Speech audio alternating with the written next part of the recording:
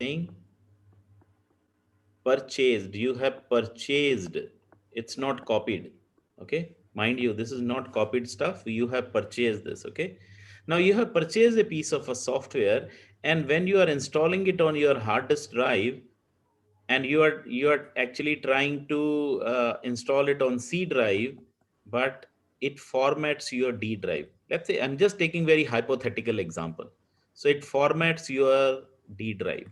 A new software which you purchased by paying some amount of money to the company. Once you install, instead of doing something on a C drive, it actually formats your D drive, which had a very crucial data of yours. So what is the first thing comes to your mind?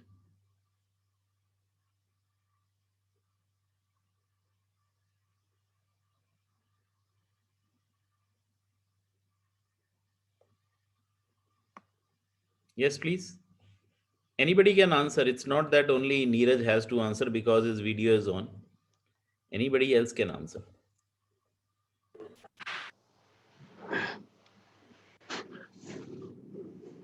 We need to check the source from where we purchased this software. No, source is legitimate, dear. So we already purchased, we have paid it. We have purchased and we have paid. Probably the software had a bug. Yeah, definitely it had a bug. So what you are going to do? I am asking from your standpoint of view, what you are going to do? Yeah, we will contact the point where from where we purchase the software, and we will inform this thing is happened to us. Okay. Or What maybe is, if you are in the US or the European country, you may sue him because of loss of data. okay. No, that means in India we can't do anything. In India, rarely, Okay. because Because most of we the people that don't purchase, they just buy the pirated software. so that's why I highlighted that you have purchased the software. Okay. Yeah, Now yeah, see, right. now let's understand this whole hierarchy. See what happens. So let's say a guy is in India and there is a guy in US. They purchase the same piece of a software, right? Right. Now what happened, instead of doing it in a C drive, D drive got formatted. The same thing happened here also. Now this guy is going to call toll free number 1800 something dot something dot something, right? Right. Now, what happens? These people will pick up the phone and they will listen to and make a history of that, what this guy has spoken with them. Right. And then they are going to assign it a number which is called CAN. This is called candidate for vulnerability. Okay. CAN. Okay. This is called candidate of vulnerability. That there may be some issue, but they are not going to do anything at this point of time, because it may so happen that the user who is using may have done some misconfiguration or he have done some mistake. So the company is not going to take onus initially. Okay. So they are going to decide that this is CAN 1. So they will assign a number to it. Then another call comes to the same data center from somebody in the other part of the world, and he's also explaining the same kind of problem happened to his system.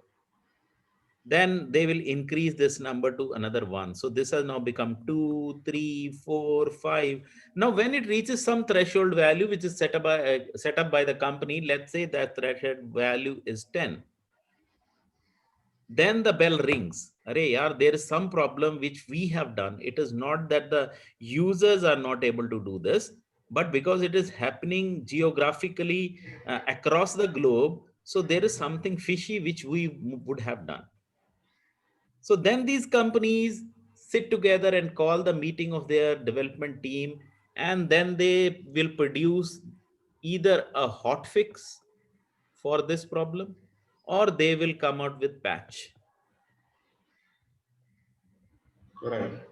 Hotfix is a system where you don't need any downtime. While your system is running, you can apply this stuff. Okay, you can apply this, and your system will be working perfectly fine. There is no downtime. You don't need to bring the system down in order to apply this. But in case of a patch, if there is so much things to be done as into the previous version, so they will apply the patch and there is a downtime involved. So there is a downtime to the production system. And once you have done this and this, now the company is relieved of their job. They say, we have published it now. Now they will publish it on their web and they will call it as CVE. This is called common vulnerability and exposure. इसको हम CVE कहते हैं. So this number is called CVE. Now we are basically going to talk about these CVEs, common vulnerability and exposures. And this common vulnerability and exposures are exhibited by each and every piece of software. It's not only that this is, and if the software is from Microsoft, then only it has a trouble. If it is from Linux, it has a trouble. If it is from Mac, it would have a trouble. If it is from any other vendor, may it be a Cisco or a Amazon or Zoom, each and every piece of software exhibits this kind of a problem, which then gets highlighted as common vulnerability and exposures. I'm just going to show you a website which is called cve.mitre.mitre.org. This is a database of common vulnerability and exposures across the globe. Okay. Now, if I search this CVE list, let's say I search this CVE list and I type in here Cisco. Now you see Cisco 2020, that means in 2020 only 1, 2, 3, 4, 5, 6, you go on counting. These are the vulnerabilities which were there in the products of this particular company, and they have actually produced either a patch or a hotfix. And these are mentioned in the public database, that what kind of vulnerability it is. Similarly, if I can go back and let's say search for some other, let's say Microsoft. The same thing is happening. There are 6,134 CVE entries which are matching the Microsoft piece of software. Now, these are the vulnerabilities which exist in this piece of software. Now, the point again comes back. If Microsoft has vulnerabilities, if Cisco has vulnerabilities, if Mac has vulnerabilities, then where the poor customer will go? What he should do? How he can secure himself? What is the root cause of these problems? So I need some kind of interactivity. Again, some people have gone back. I have no video to talk to. Yeah, Singla ji. Yes, sir. You are from computer science, na? IT. Yes, sir. I'm from IT. Yeah, please tell me. Pankaj is also there. Yes, sir. So let's Where first the pure people will go? because it's a Diwali festival. जब मैं अभी lecture लेने आ रहा था तो I thought यार ये दिवाली वाले दिन lecture कैसे हो गया? Okay, let's have this was a piece of software when we were doing engineering. I used to love this. Let's do a virtual Diwali. Meanwhile, the people will come up and you see this particular piece of software which is called Pyro. It was done by KG Shields in 1988. ये 1988 का software है. At that point of time, we didn't have any graphical piece of software available. But this guy has made this beautiful piece of software, and this was done in a language which is very near to my heart called C language. ये C language का काम है. बहुत पुरानी है. आजकल ये बंदे देख में ना सी ये देखो फुलझड़ियां चल रही हैं. Can you produce this kind of a software? The people will think, oh, यार Unity में बना लेंगे, ये कर लेंगे. But what do you think about these kind of software which are getting produced at that point of time?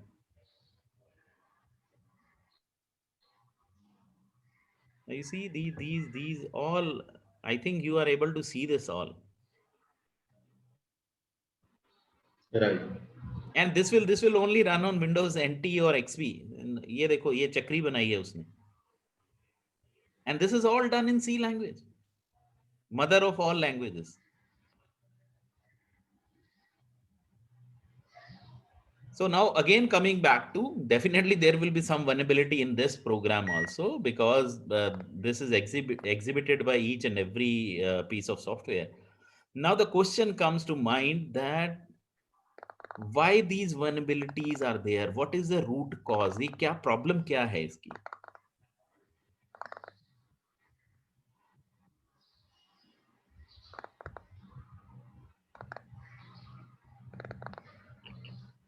Yeah, anybody can answer this, yeah.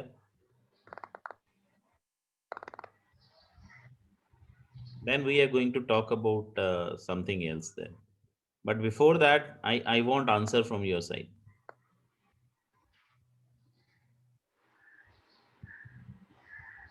Yes, please. What is the root cause of all these problems, yeah? So the logic of writing the program is not right. Logic of writing the program is not right. And we writing some, we can say that logical errors are there. That means it brings to my topic of the talk today. Okay, let's do something. This is called a development triangle. Okay, let me draw this. So we have this part. Okay, and this is called development triangle. Okay, so I want everybody to know this and concentrate on this part. Yeah.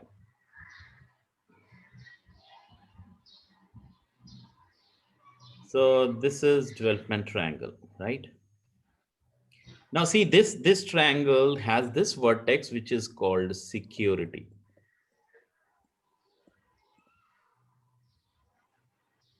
Right? And this has this vertex which is called functionality. And this is have this vertex which is called ease of use.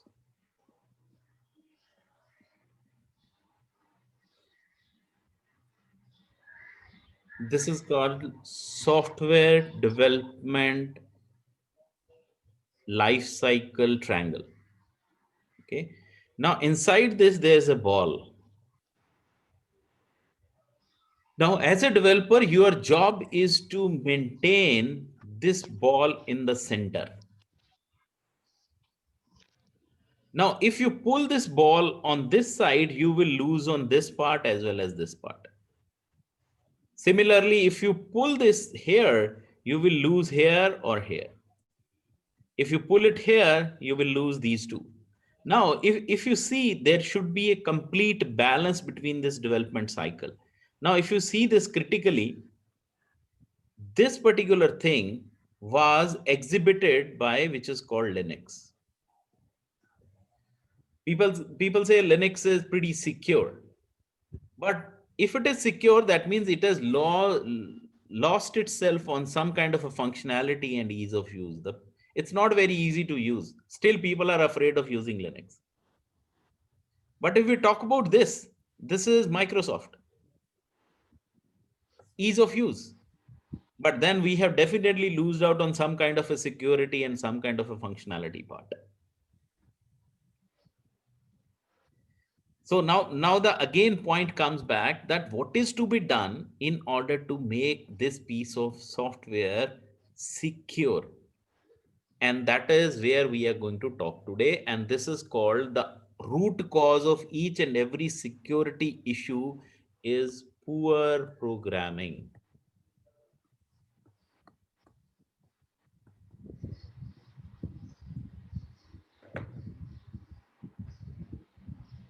And that is what we are going to discuss today, that if I will give you a piece of software and then we are going to dissect it and find out, is there some vulnerability existing in this software?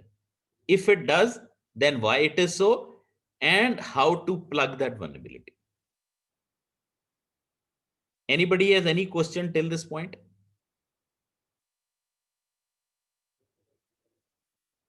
Okay, let's move ahead. So it means we have to talk about maintenance issues in the software. Not maintenance. These are development issues. Okay. We need to have our programmers developing a secure piece of software. Because we are not able to do that, there is a problem. Okay. Now let's. I think there are so many chat messages. It is still Diwali or something else. Somebody is asking about this quiz. यार बता दो इनको quiz है कि नहीं है. They are more worried about getting that certificate rather than doing something else. Okay, sir. Okay, sir. We'll inform him. उनको बता दो कि है कि नहीं है, quiz देनी है, लेनी है. I don't know. क्विज 10 बजे होना है सर, कल 10 बजे होना है जी. Hello sir, just I have a submission, ठीक है ना? Sorry for interrupting you. No, please go ahead. There's nothing to be sorry about. Recently, I read, I think, in some technical literature that the Google security peoples have found a vulnerability in Windows 10. That is, I think, zero-day vulnerability. My question, the main motive of asking that question is why Google security peoples are involved? Why the Microsoft peoples don't you can say put that security? If there is a I think vulnerability was there. Why they didn't realize it? Why they didn't? You can say No. before the public. Neeraj, it's not like that Microsoft is not doing their bits and parts. But only thing is, who has got it a priori to Microsoft? Right. So that is the reason. It may be that the Google researchers had found it earlier than the Microsoft. That's why they have published it. And also there are many. Can I ask everybody else to actually mute themselves? I know it's holiday and the people back home are crazy about Diwali, but let's have only 1 hour. Yeah, we have already just 45-50 minutes more, and I want that these should be utilized properly.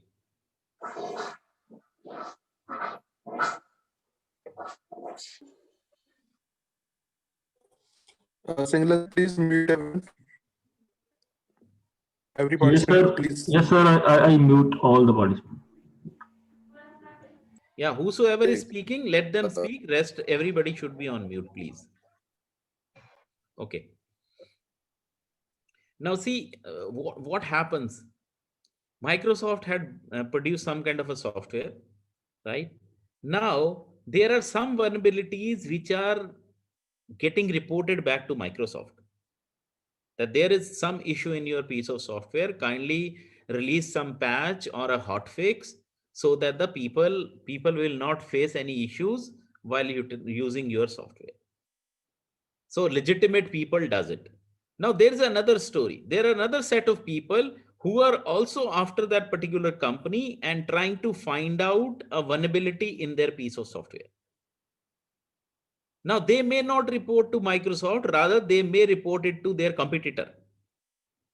Now the competitor is going to expose it in a big news that this has happened to this piece of software so that their market comes down. So this is a big game, but we are not going to deal with that particular game at this point of time. Rather, we are going to touch base on a very critical part of a software development lifecycle. Okay, by virtue of just reading some code and finding out some problem in that. Okay, so let's concentrate on this part. So I already made a folder for this particular session, and I'm going to show you a piece of software, a small piece of software. Question. So one question I wanted to know, sir. Yeah, please, Casey. Sir, common vulnerability exposure and that 0 day, basically the vulnerabilities, they are published by two different bodies. You mean to say the common Microsoft की common vulnerability exposure Microsoft ही publish करती है, sir? Microsoft and the partners of Microsoft or any other company will get it published, and these are in the public domain. Okay, sir. And 0-day vulnerabilities are not common vulnerability exposures. वो अलग ही publish होती हैं कहीं और. No, छुपी they are common vulnerabilities, but they are not in the public space. So they are being, see, you know, there are two parts of your internet. One is called the dark web. Another is called the web, which we are using now. Sir. So we are only using 5% of the internet. 95% of the internet is in the backspace. Sir. So Got your there point, sir. are these vulnerabilities. Let's say I found a vulnerability in Windows 10. So rather than giving it to the Microsoft and telling them and getting some bounty of 75,000 or 1 lakh rupees, instead of that, I'll sell it in the dark web for $1 million. Sir, got your point, sir. Got your point, sir. Yeah. So this is how the economy of internet is working, how the people are generating money, Sir. right? So now the onus comes on the programmers. Right, sir. If as a programmer, if we are able to produce a piece of code which is secure, so definitely finding a vulnerability in that particular code is very tough. Sir. And making your system secure is how you make your system tough, because security is not 100% possible. So you need to make your system tough enough so that the attackers who are attacking your system are not able to penetrate into your system. Right, sir. Thank you, sir. Got your point, sir. Okay, now see, look at this particular piece of code. So I want everybody to seriously look at this code and tell me what is happening in this code. Just spend 2 minutes on this particular code, see what is happening and tell me.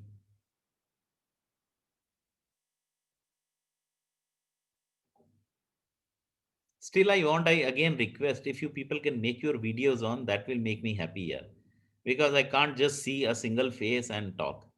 So जो नहीं कर सकता है, बहुत ज़्यादा मजबूरी है तो रहने दो. But if you are able to do it, please do it. It is not going to eat up your bandwidth. Rather, it is going to eat up my bandwidth, because there are so many streams which are going to come to me.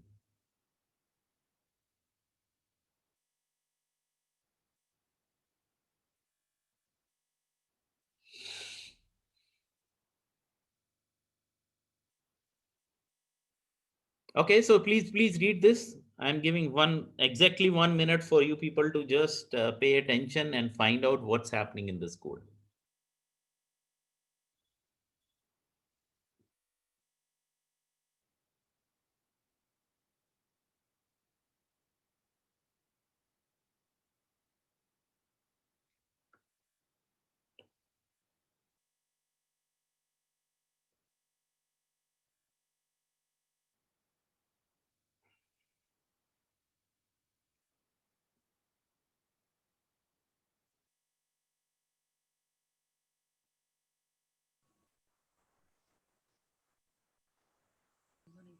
Is it like any password except So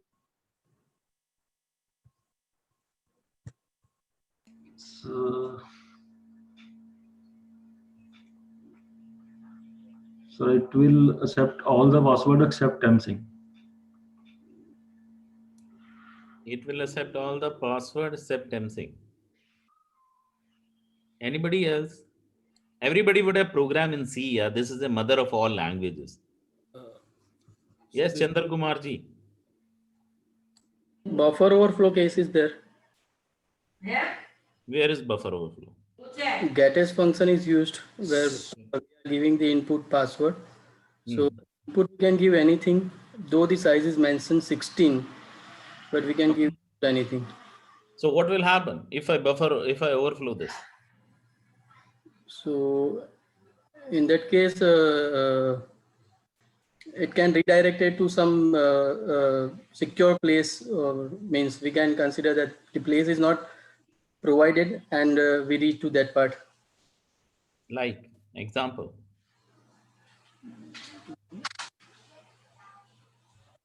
Sir, basically, if the password, sir, is if we feed a bigger value, sir, more than 16 characters, then, sir, part of it will be crossing the stack space and will get into the different module. A different module can be executed by that. For example, like grant, if somehow we can, if by payload engineering we are able to determine at what point of time at what length of value the granted function can be called. Then by then like we can feed the value of such a size by which the with address of granted, then like granted function can be called, even though the value will not be matching msing. That's perfectly fine, Kaustubh. But now see, you need to understand 2-3 things here. The code is in front of you. You are able to read and find out there is some problem. Sure. But usually when we purchase a piece of software, we don't have a code with us. So we have only an executable file. Okay. Now executable file, in order to find a vulnerability in executable file, it is a tough game. And also this is just a 10-line program here. Now, if you think it is a 1,000,000-line program and you just see and read code and find out vulnerability, it becomes a very, very difficult task.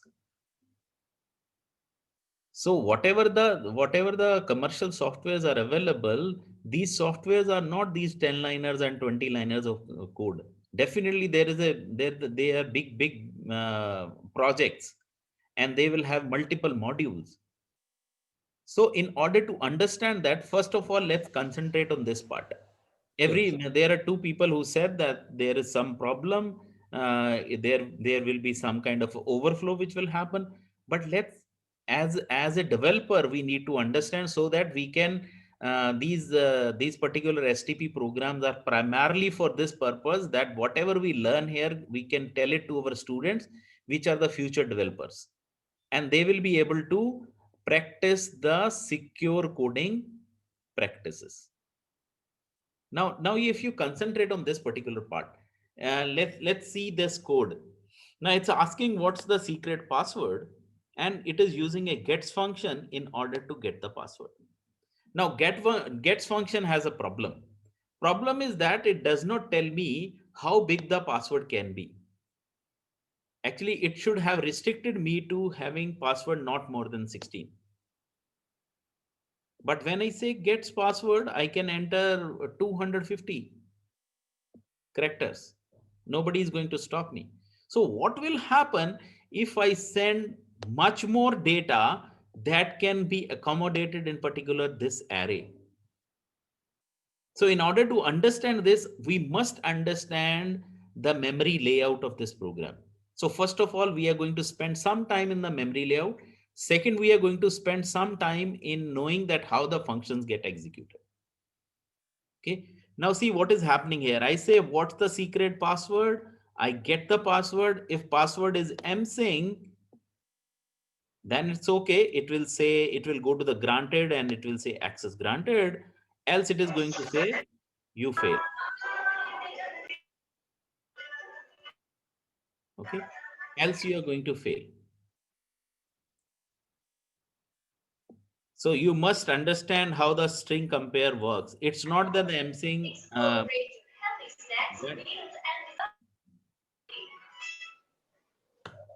Devendra Kumar ji, आप अपने आप को mute क्यों नहीं कर देते?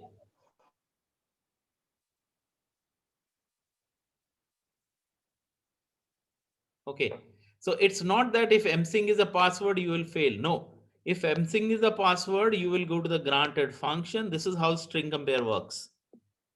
Otherwise you are going to fail this. Let's first of all run this program and try to understand what's happening. So let's compile this program. So I'll say GCC minus O gne.o, and I'll say call function.c.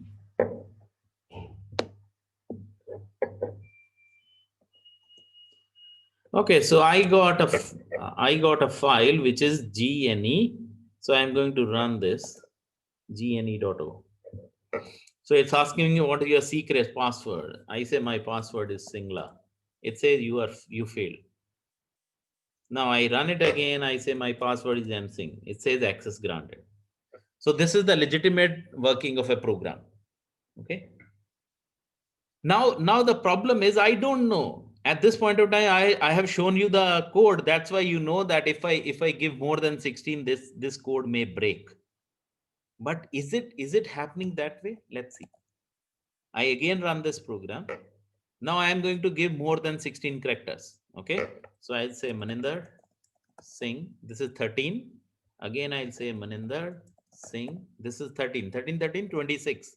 So I've given it a 26 bytes. And what was my array size? 16. Now, if I give this, see what happens. You see, you're getting some kind of an error here. And what is that error? I just want to show you that. It is saying stack has been smashed. You have smashed the stack. And it is giving me you fail. That means password is not okay, but also you have smashed the stack. So this is kind of a protection which is given by operating environment to you. If somebody smashes your stack, you are going to kill that particular process which is running. But now I am not a developer for this program, but I am just a user of this program. I don't know how the compilation of this particular piece of executable has been done. I'm now again, I'm going to do something here and you will notice what is going to happen. So I'll just again compile it. I'll say GCC -F no stack protector -M32 and I'll say -O GNE1.O. We are giving different name now so that we can understand the difference.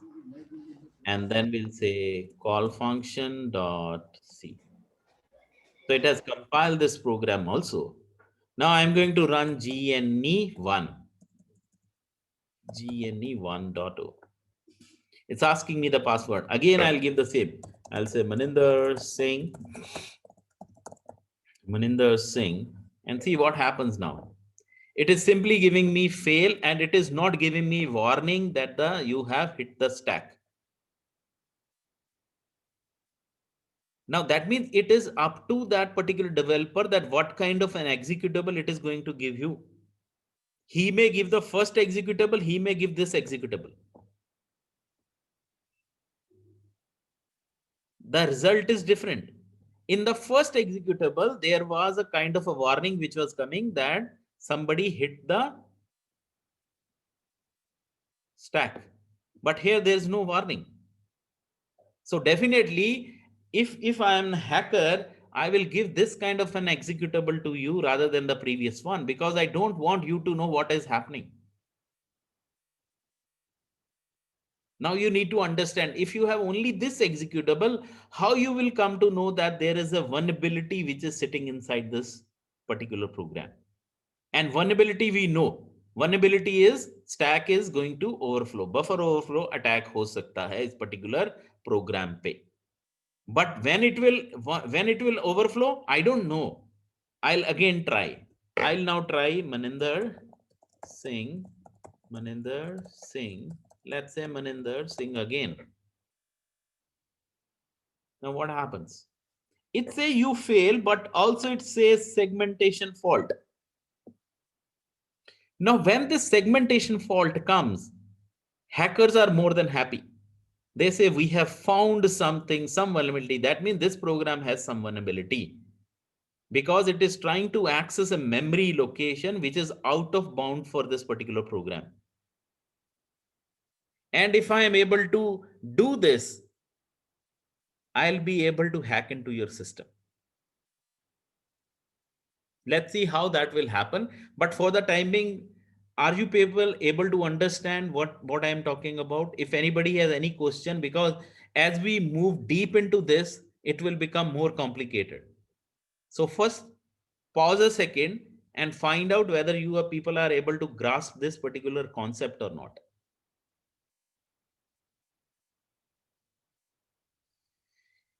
If anybody has any question, you can ask, please.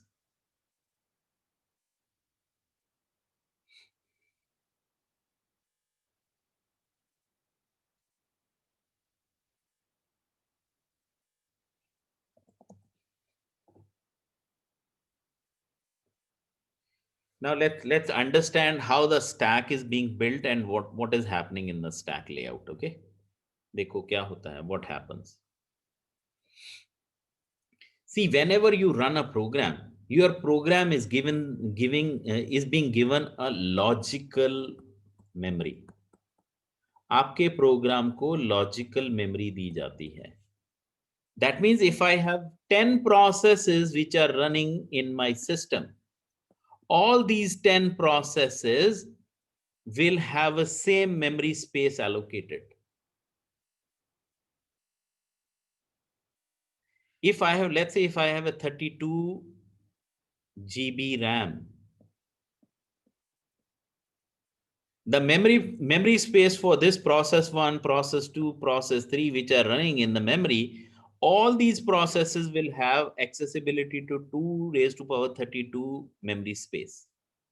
Because these addresses are logical addresses. This is not a physical memory address. This is a logical address of your system. Now what happens? How this memory is laid out? Now you look in here. I'm just drawing a stack so that we can understand what happens.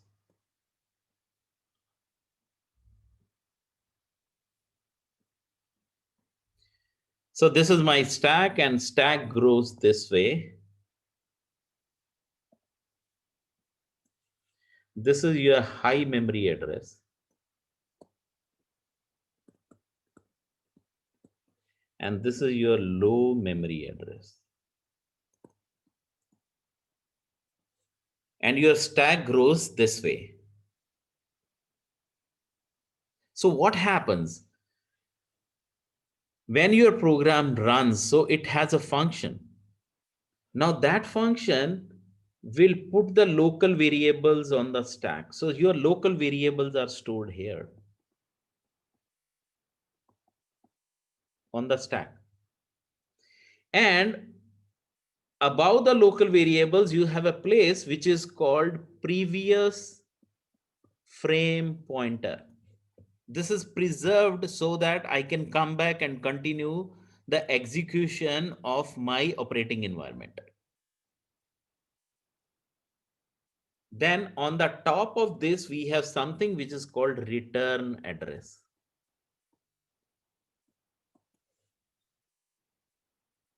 And as we go on adding, that means here is my password array of 16 characters. So I'll go on. This is my variable. This will be from 0 to 15. This is array. Okay. So I'm just showing you that byte by byte it is getting filled. Actually, it is 4 byte by 4 byte how it is getting filled. Now, what will happen when I supply something here? Let's say I supply A. This is what I am supplying to this particular array. Rather than Maninder Singh, I am supplying A. Now, what will happen? This memory space is getting filled. Now, if it overflows and fills this part and fills this part, what will happen? My program doesn't know where to return back because I have overwritten the return address. So if my program doesn't know where to go back, this is going to cause a segmentation fault.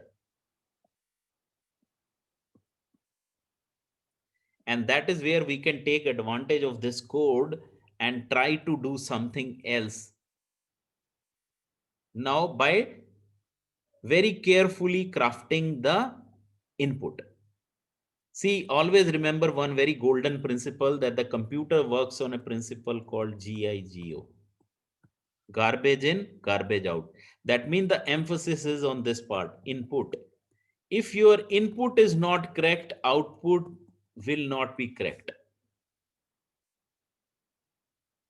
So what we are trying to do here, we are trying to craft this return address so that whenever an overflow happens, instead of going to some other function, I end up in going to my malicious function address.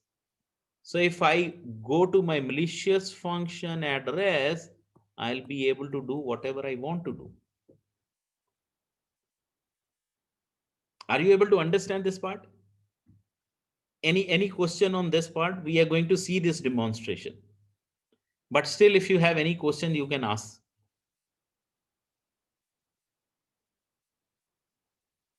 So this is how each and every program, irrespective of any language, whether you are doing it in Python, you are doing it in C, you are doing it in C++, the operating environment, your architecture, CPU architecture of this way that it is going to maintain and stack, and from one function to another function, you are going to jump.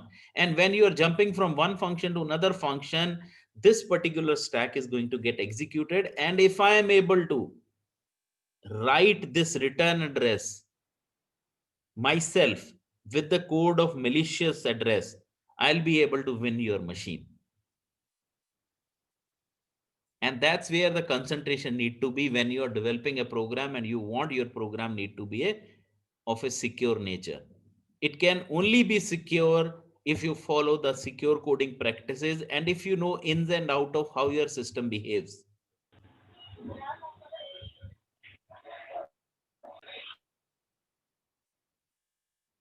Any question till this point, or we'll just jump to the next part? Let's say I have a code where I have a main function and I have a function, let's say foo, and then I have a printf. I am printing some value here, and then I have a bar function. That's it. Let's say this is piece of code which I have. Now what will happen if you look at the stack? अगर आप stack को ध्यान से देखोगे, let's say I am here. Okay, so what will happen when I leave from the foo function? I want to be in the printf function. This is my return address. That means when I return from this function, I should be having an address of printf. This is the next instruction to be executed. Okay. And if I'm in bar function, when I go to the bar function and I leave this function by virtue of those curly braces, I should come back to this and stop this from further going. So that means this program will have 1, 2, 3, 3 stack frames inside a single stack. So I'll have a stack frame for a foo. I'll have a stack frame for printf because it's also a function. I'll have a stack frame for bar. And each stack frame will exhibit this kind of a structure where you have a place for local variables, you will have place for previous frame pointer, you will have place for return address, and this is how the execution will happen. But I have only executable code with me. Now let's first of all find how the executable code looks like in memory. Memory में ये code कैसे दिखाई देता है? Okay. So now let's concentrate on this part. So we have only a debugger. We have a debugger. We are going to debug deep into this program and understand the memory structure. So we'll say GDB.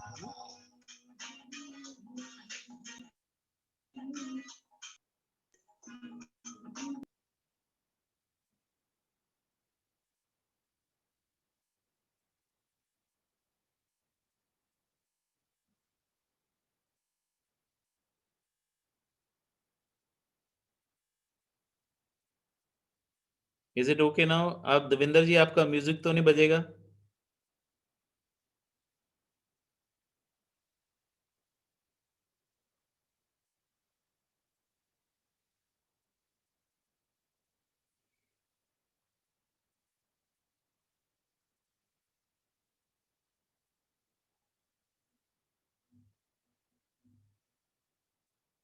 Okay.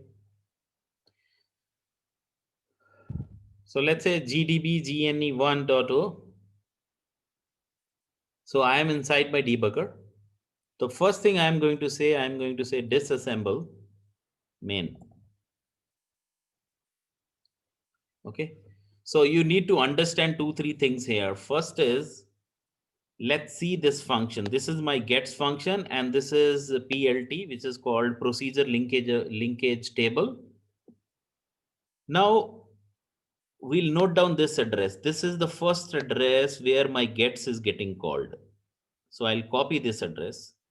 And after gets finishes, I'm going to come to this address, which is 27. Okay. So what I'm going to do here, I'm going to put a breakpoint on this particular address.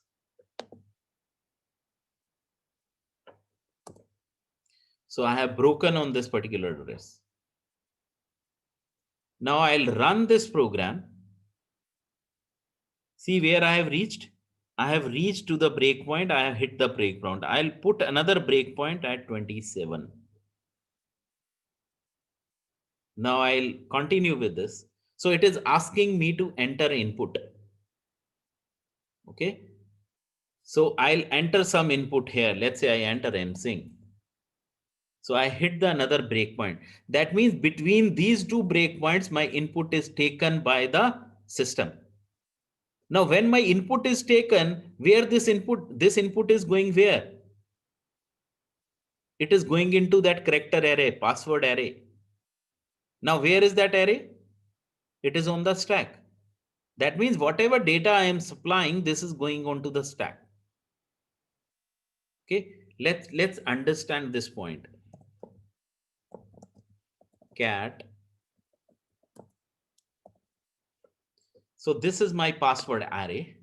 So when I say gets password, my password is getting stored onto this array. And because this array is a local variable for my main function, so this will be on the stack. So when I overflow these bytes, what is going to happen? I'll be able to overwrite EBP. I'll be able to overwrite return address. And that is, if I am able to overwrite the return address, definitely I'll be able to point that address to granted function and I'll win this machine. Okay, let's see what we are going to do. Again, I'm going to debug this. I'm going to put a breakpoint on the start of that particular address. And I'll put another breakpoint at the end of that gets function. Now I'll run this program. When I run this program, I hit the breakpoint. Now when I hit this breakpoint, let's see what is there in the memory. So memory mein sabse pehle we'll use a command called info reg. See the registers. Okay. Now see what this register is pointing. I'm interested in this register. This is very critical register, which is called instruction pointer register. So this instruction pointer is pointing to this particular address. That means this is the next instruction which is going to get executed. Then we have another registers also, AX, CX, DX, BX, SP, BP, SI, DI. These are general purpose registers which are being used by your CPU to maintain the state of your program. जो भी इस time program run कर रहा है, these registers help that program to run. Now let's say I want to examine what is there on the stack. So what I'll do, I'll say examine, give me 20 bytes, examine 20 bytes from the top of stack. Top of stack is ESP. ESP is stack pointer, which is pointing to the always the top of stack. Now see what is happening here. If you look at this address, this particular address. Now there are some memory locations here. These are all memory locations which are having some values. Now what I'll do, you concentrate on this part because I know where the buffer would be. So you pay concentration on this 000 part, on this part, on this part. Okay. So now what I'll do, I'll again continue running this program. So it is waiting for me to enter the string. Let's say I'll enter 8 A's. 1, 2, 3, 4. 4 A's, 4 B's. 1, 2, 3, 4. And 4 C's. 1, 2, 3, 4. So how much I have entered? I have entered 12 bytes. So when I do this, see what happens. It hits the next breakpoint. Iska matlab kya hua? These memory locations would have been overwritten. Now let's see what is happening. You see this? This is overwritten with 41, 41, 41, which is A. Then this is B. This is C. Getting this point? So इसका मतलब क्या हुआ कि my local variable which was of 16 bytes, उसकी 12 bytes have been overwritten and we are able to see those things in the stack. Now what I am going to do, instead of this stuff, I'll generate these bytes. क्योंकि बार-बार A, B लिखना is a tough game, so I'll generate these bytes by using a simple program called Python. So by using Python, I'll generate the string and see what happens. So I'll just move out of this and I'll say Python. So I'm going to write, let's say 16 bytes, 16 A's, and I'll name it as attack.txt. Now, if I cat attack.txt, you see how many, these are the 16 A's which have been there. Now, let's say I send these 16 A's to this program and see what is going to happen. Which are those memory locations? Definitely, this will be 41, 41. This will also be 41, 41. This also and this also. That means this will also get overwritten. Okay, let's see what I can do. Again, go back to the program. I'll rerun the program with attack.txt as input. Now I'll say continue. It has taken the input. Now we'll see, examine those 20 bytes. So I'm getting 41, 41, first 4, second 4, third 4, and fourth 4. Because how many A's we had written? 16. So it has overwritten everything of this. Now, if I continue this program again, if I continue, what is going to happen? It will print you fail. So see, you are getting you fail.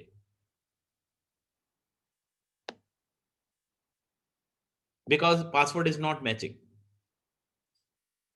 Now, my intention is very simple. My intention is I'll go on filling these A's till I get my EIP to point to these A's. If I am able to point these to these A's, that means I know what are those 4 A's which need to be given the address of granted function. That means even if my password is not correct, still I'll be able to access the granted function.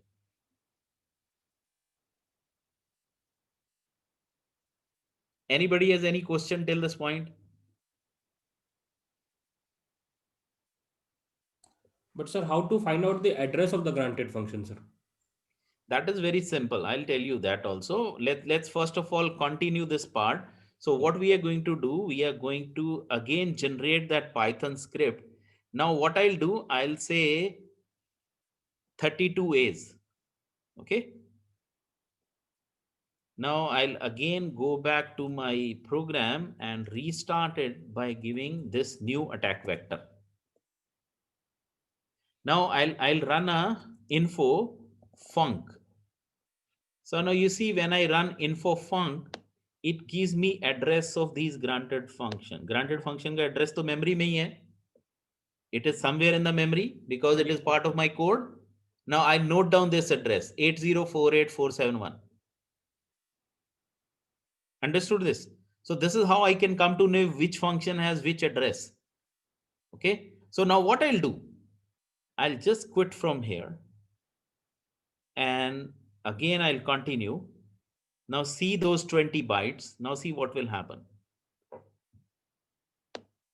Now these 32 spaces, they all are filled with 41, 41, 41, 41.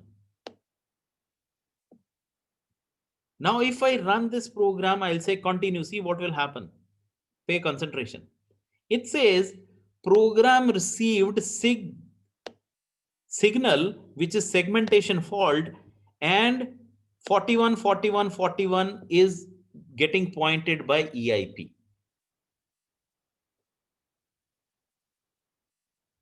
That means the next instruction which is going to get executed, my my program is going to this address 41, 41, 41, 41 and try to find something there. But because this address is out of scope of my program memory layout, it is saying segmentation fault.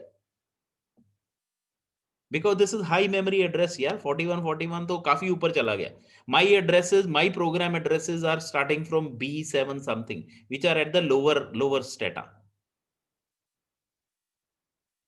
So what I am going to do, let's craft this again. So I'll again go back here and craft this packet with, let's say, 28 A's plus 4 B's. Because I precisely want to know what are those 4 B's which are getting pointed by, what are those 4 bytes which are getting pointed by EIP. Okay. So now let's rerun this program with this new attack vector.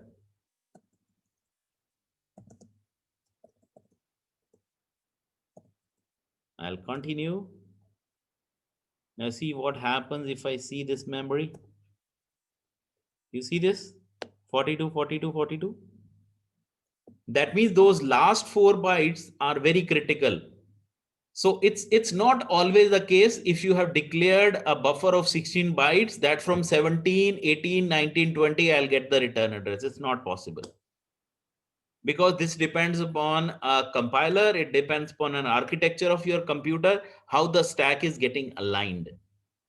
So in this case, we know that now my program breaks at 28 is the legitimate size. After 28 bytes, if I overwrite, I'm going to instruct my computer to do something else. That means I can win the control of your machine by crafting those 4 bytes. Now I already know what are those crafting 4 bytes are. I know that info func. I noted the address of this granted. Let me copy this part. This is, I'll just write it down.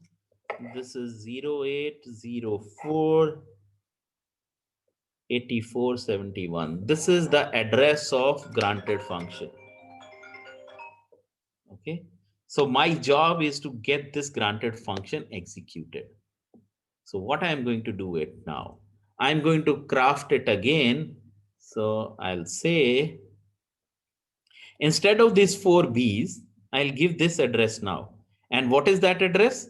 We have already noted. But mind you, our machine works in little endian format. It is not a big endian format. That means it is working in a host byte order. Host byte order में क्या होता है कि last वाली bytes पहले आती हैं और पहले वाली bytes last में जाती हैं. Whereas in a network byte order, it is reverse. So you need to understand how, which kind of a machine architecture is there. So your x86 architecture works in little endian format. So what we are going to do, we are going to supply this address in reverse. So we'll say 71. Because it's hexadecimal, so I am saying /x 71 84 04 08. I missed x, so this is x, this is x. Okay, so we have crafted this particular string now. Now what I'm going to do, I'm going to come back and supply this crafted string to this attack.txt. Now I'll continue. So let me see what has happened in the memory location. See what we are getting here. Instead of 42, 42, 42, we are getting 08, 04, 84, 71. And I know this is the address of grant function. That means if I run this program further, it should allow a grant access, though the password is wrong. Password kya hai? All 28 A's. And after that, I have given this particular address. Okay, so I have broken the program and I have accessed the secret portion of that program, which was supposed to be accessible only if the password is correct. Okay, now let's see, continue this. See what happens. It says access granted. So there is a vulnerability in the program, and now we have exploited that vulnerability with that particular written code. Now let's come out of this debugger and run the program from the command prompt. So if I run this program from here, giving it the input from that attack vector, so I'll say gne1.o, give it from attack.txt, see what is happening. I am getting the access granted. So I am able to reach that part of a program which was supposed to be accessible only if the person is authenticated. That means this failed. Secret code failed, and it is giving me the access to my code. And this is a vulnerability which is called buffer overflow vulnerability. Anybody has any question?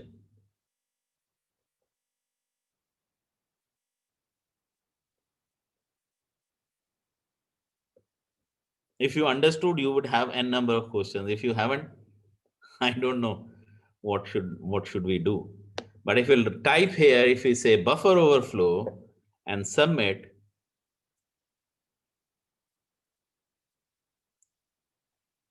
there are 11,166 vulnerabilities which are of nature buffer overflow. And these are across. Now you see, this vulnerability is in what? Your favorite iOS and iPad and Mac OS. So any piece of software which we produce will have some kind of vulnerability because we don't follow the secure coding practices. Ab secure coding practice yahan kya kehti hai? Kindly do not use gets.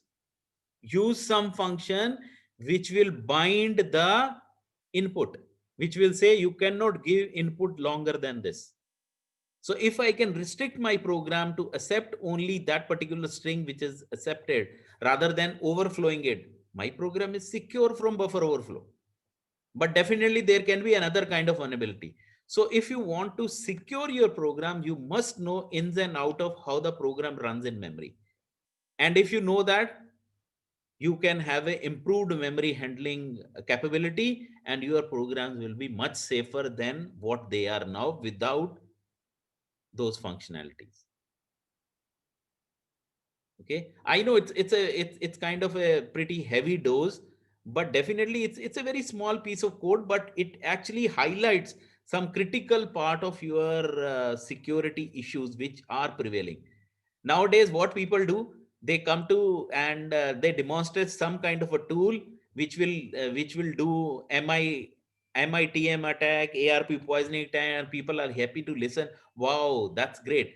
But the greatness is how that has been developed, how to overcome those shortcomings. And that's what I wanted to highlight in this particular session. So Pankaj, I have finished my session. If anybody has any query, they can ask. Otherwise, I am good to go. Sir, one question. Yeah, you can have n number of questions. Please go ahead. Sir, how can we know the best practices? Like for gets, what we should be using? Like these, there should be some kind of standards. Like we have various standards. So do we have some coding standards where we can learn, sir, how to make coding? Yeah, you can do that. There is a OWAS. That's a Open Web Security Application Top 10 vulnerabilities. They tell you that what are the top web application vulnerabilities, what are the top application vulnerabilities. So like, for example, if you look at this top 10 web application vulnerability, first is code injection. Sure. Another is broken authentication. Sure. Sensitive data exposure. So they have mentioned this, but only problem is because it is not getting taught at a college level. So when our students go out, when they have a bachelor's degree, master degree, when they go out, they don't know. And usually what is happening in our industry, in computer industry, very specifically, we are very good at Control C, Control V. And if we copy some code, even in the industry, I've seen when they stuck somewhere, they will go to the internet, find some code, put it in their piece of code. Now that code might have brought some vulnerability, Sir.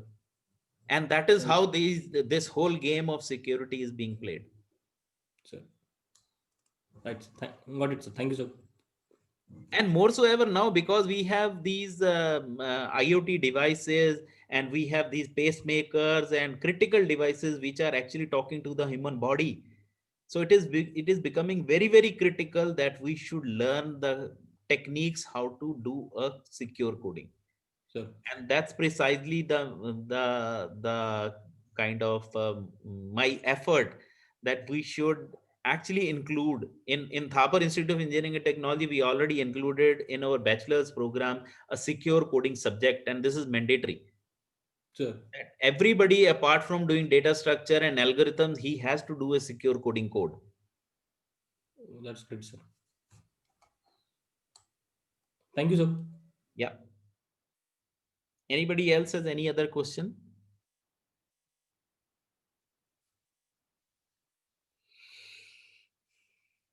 I think we are on time. We are just another 5 minutes to go. So the lecture was supposed to end at 11. So we have still 5 minutes. If anybody has any question, please ask.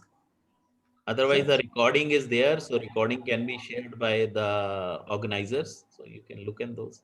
Yeah, Neeraj ji. Sir, if you go through the CV website, Yeah.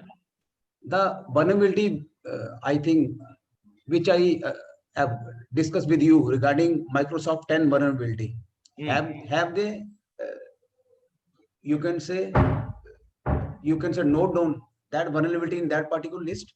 If you go through the Microsoft vulnerability list, CV. Yeah, it would be there. It would be listed if it is in public space. CV 17053. I think that was 0-day vulnerability, which was that would be definitely there. Which was reported by Google security professionals. Now, if you look at this, see, and I'll tell you one more thing. If you look at this, now see, this is US National Vulnerability Database. This is NVD. So CV Numbering Authority gives these numbers to each CV entry. Right. But again, these are in the public space. But in the dark space, there are much more vulnerabilities which are available. And even the exploits for those vulnerabilities are available. Now, if the user hasn't patched his system, so his system is vulnerable. And anybody can then exploit that because it is in the dark space or a public space available.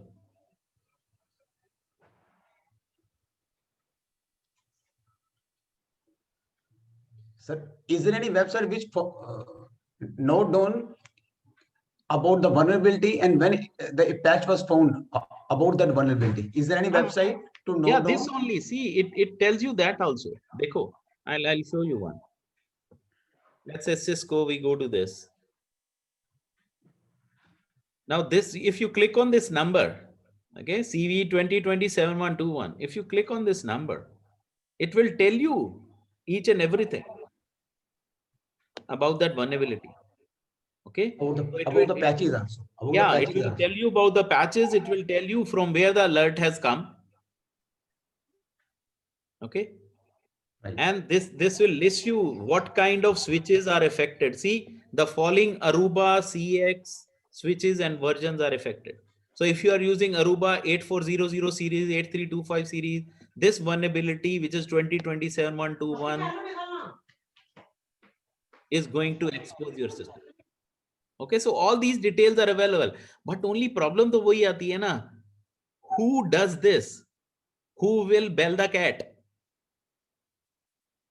We are living in a very kind of a safe environment. Yaar, hame kya lena? If somebody is having, kya problem hai? Okay. Good answer. Any other query, please? If you have any else, I'm done, Pankaj. Sir, if we do proper testing during the software development life cycle, can we reduce these vulnerabilities? It's not possible, dear, because you know we already have studied a software engineering subject, and we know there are black box testing, white box testing, alpha testing, beta testing, but it's not possible to surface each and every vulnerability during that, because it will actually amount to more time while the competition will come with another product. So time to market is another special thing which should be, because if you remember, जब Netscape आया था, so Netscape was picking up the market, and immediately Microsoft released the another day their internet browser. So testing किए बिना ही चलो जी let put it in market because we want to stop the competition from other competitor. So these are the market driven forces which basically try to bring forward these vulnerabilities in your system. It's not that if, because 100% testing is not possible, so I'll end up in having some kind of a vulnerability lurking in my piece of software. Thank you, sir.